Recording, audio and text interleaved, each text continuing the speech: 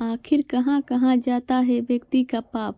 आज की पौराणिक कथा का सार है कि आखिर पाप कहाँ कहाँ जाता है।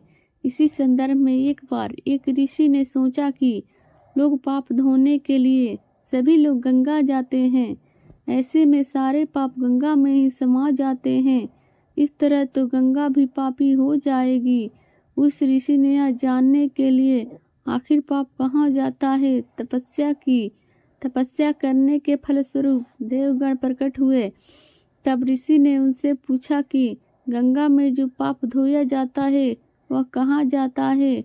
तब भगवान ने कहा कि चलो गंगा जी से ही पूछते हैं। इस बारे में ऋषि और भगवान दोनों ने ही गंगा जी से पूछा कि हे गंगे, सब लोग तुम्हारे यहाँ पाप धोते हैं तो इसका मतलब क्या आप भी पापी हुई। तब गंगा ने कहा कि मैं कैसे पापी हो गई, मैं तो सभी पाप लेकर समुद्र को अर्पित करती हूँ।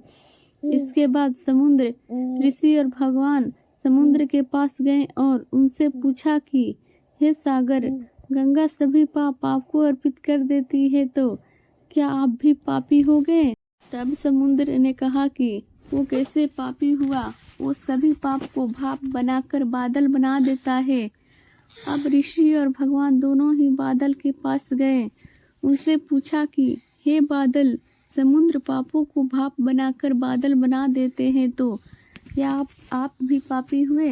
बादलों ने कहा, मैं कैसे पापी हुआ, मैं तो सभी पाप को वापस पानी बना देता हूँ और धरती पर गिरा देता हूँ।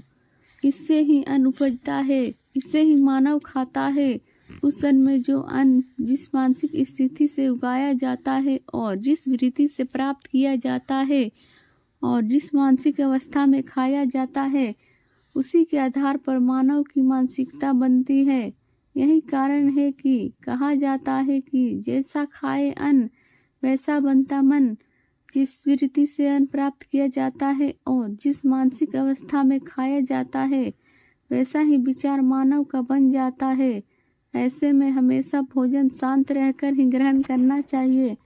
अन्न जिस धन से खरीदा जाए वह धन भी श्रम का होना चाहिए।